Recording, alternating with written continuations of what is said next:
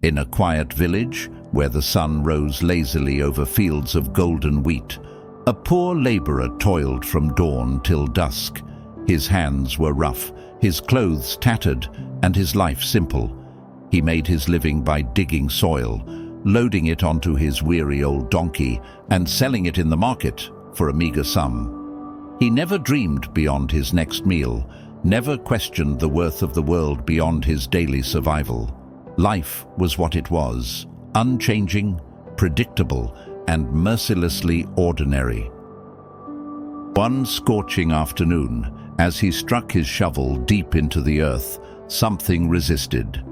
His fingers brushed against a strange, solid object. Digging further, he unearthed a stone unlike any he had ever seen.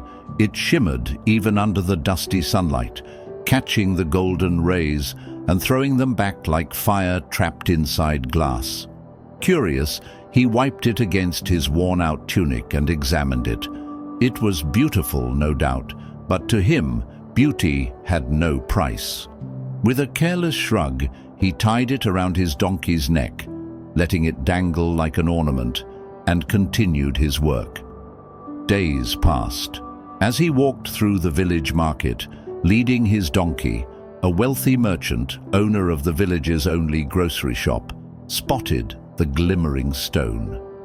His eyes narrowed with intrigue. "What is that sparkling thing around your donkey's neck?" he asked. The laborer glanced at it dismissively.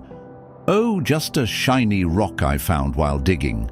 The merchant studied it, fascinated by its luster. Thinking it would make an excellent decoration for his shop, he offered, "I'll buy it for 50 rupees. The laborer, indifferent, accepted without hesitation. He had no use for a rock, but 50 rupees meant food on his table. The merchant hung the stone on his weighing scale, where it soon became the talk of the village.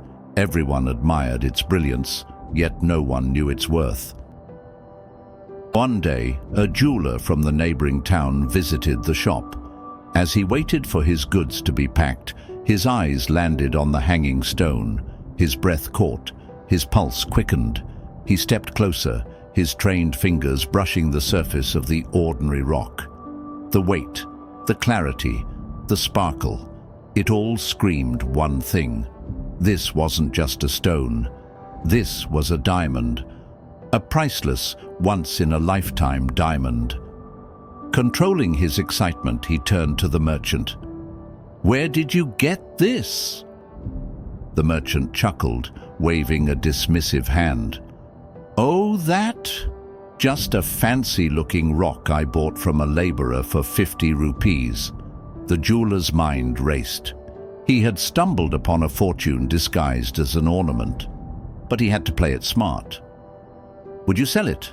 he asked, feigning casual interest. The merchant, oblivious to its true value, smirked. "If you want it, give me 100 rupees and it's yours." The jeweler hesitated. 100 rupees? He could haggle it down. Why pay extra when the merchant didn't know what he possessed? "I'll give you 80 rupees, he countered, confident he was outsmarting the man. The merchant shook his head. 100 rupees. Take it or leave it." The jeweler calculated. The merchant didn't know what he had. He could come back tomorrow, pretend to lose interest, and negotiate a lower price. Yes, that was the wiser move. "Fine," he said, stepping away. "I'll think about it." That night, fate intervened. A traveling jeweler from a distant city, whose car had broken down, wandered into the village and stopped at the merchant's shop. As soon as he saw the stone, his seasoned instincts screamed its worth. Unlike the first jeweler, he didn't hesitate. "How much for this stone?" he asked urgently. The merchant, unfazed, repeated, 100 rupees. The traveler didn't even blink. He reached into his pocket, pulled out the money, and handed it over. Without a second thought, he took the diamond and disappeared into the night, knowing he had just secured a fortune. The next morning, the first jeweler returned, smug and confident, ready to claim his bargain. He looked at the weighing scale.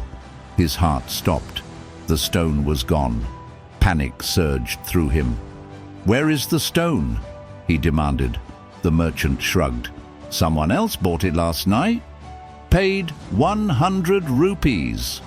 The jeweler's face turned deathly pale. His fingers trembled. A priceless diamond, lost over just 20 rupees. "You fool!" he spat. "That was a rare diamond worth a fortune, and you sold it for just 100 rupees. The merchant burst into laughter. "Sir, I didn't know its worth, but you did. Yet you haggled over 20 rupees. So tell me, who is the real fool?" The jeweler stood there, silent, crushed under the weight of his own greed and hesitation.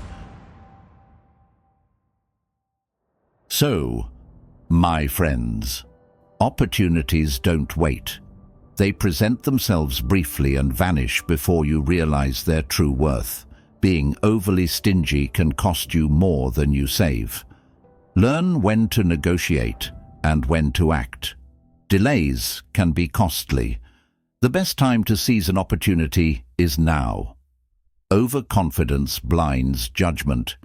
Thinking you're outsmarting someone can lead to your own downfall. Fortunes aren't lost by ignorance, but by hesitation.